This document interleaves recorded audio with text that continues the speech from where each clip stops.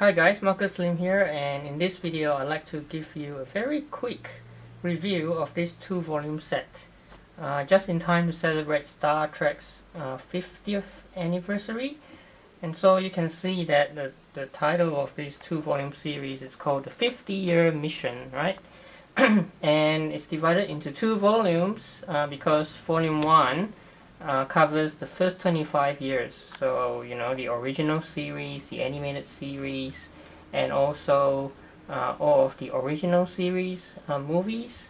Whereas the second volume, it covers the next 25 years, and you can see from the Next Generation onwards to the JJ Abrams era. So you would cover in Next Generation, Deep Space Nine, Voyager, Enterprise, the next gen movies, I guess, and culminating in the most recent JJ Abrams era Kelvin Universe movies.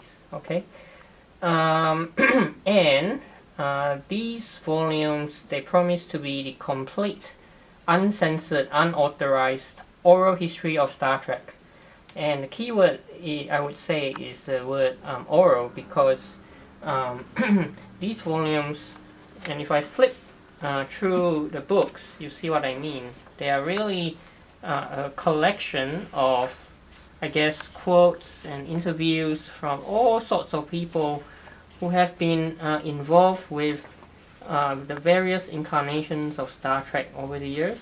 Okay, so it's called an oral history because, you know, these quotes come directly from the mouth of these people who are involved, and and so they are uncensored and unedited, which makes them quite a fascinating read at times. Because these people, they are not just the actors or the people in front of the camera, but they are, you know, all sorts of people who are involved in the production, from the writers, the producers, the set designers, the production designers, all have something to say, right? And so that's where it's quite fascinating to read. Now there's, as you can see, these 2 volumes are pretty big, right? Because there's just such a like wealth of material to cover over 50 years. Now if I flip, let's say, to the actually no, the very front, right? So there's a foreword by Seth MacFarlane, and then an introduction,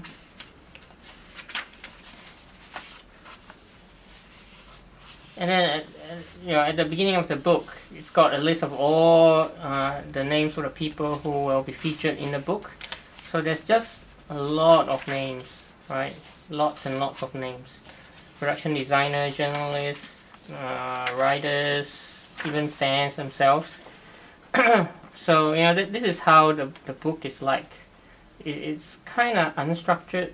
Well, I would say it's structured in some way, because it's obviously organized by series. So, like, you've got original series, followed by animated series, followed by the movies. So there is a chronological order to it all, but as a whole, you know, the story, I guess the narrative is told from the point of view of the people themselves, and so that's pretty exciting to read, I guess. And the same with Volume 2 as well.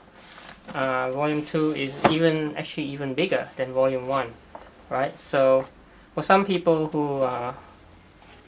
who might wonder whether there's anything left to say, given that there's so many books published already, I would say that yes, because this is truly unique oral history presentation of Star Trek over the years. And just to give you a brief idea of what some of the quotes that I found quite fascinating, you know, I have bookmarked this page in particular. Like at one point during the original series, there was a very long letter written by the creator of the show, Gene Roddenberry, actually, what letter is all about is to actually, I guess, rebuke a lot of the actors for their behavior on set. There was actually a lot of conflict. From what I can tell, you can see how long the letter is. Just in a way scolding the actors for their behavior.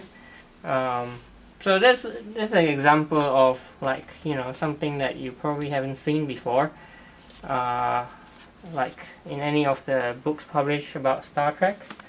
And I've actually also got in my hands the ebook version, which in some ways makes it easier for me to bookmark passages that I found to be quite interesting. So, for example, this is one that Rolf Winter talking about the differences between Leonard Nimoy and William Shatner, and their skills in directing. And he says something about how Leonard had the directing gene, but Bill didn't.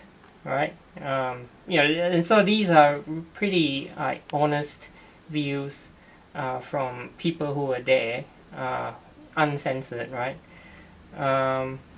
And let me just show you a few more.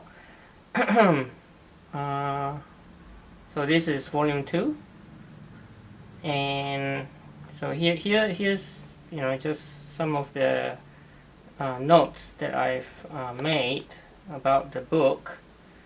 So let's say, look at this one. The director was an idiot, according to Marina Sudis, and I think she's talking about the director of Star Trek Nemesis, whom she really didn't get along with. And what else can we see?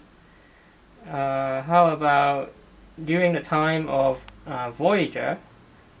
So, for instance, Kate Mulgrew, who played Captain Janeway, she was quite upset at the fact that Jerry Ryan came in and suddenly got the attention of the press and blah blah blah. So all of these are quite, I guess it just presents the picture of how flawed everybody is. It's a real story about real people with feelings that can be hurt, with egos behind the scenes, right? And just one more is possibly this one, like how Brennan and Ron, who were writing partners together for First Contact and a lot of other episodes of the show, and how they had a falling out because of Rick Berman and all of that. So these are just examples of stuff that you normally wouldn't hear, just because they are uncensored and unauthorized. And so what you will get out of this, I would say, is really a view of behind the scenes of the shows.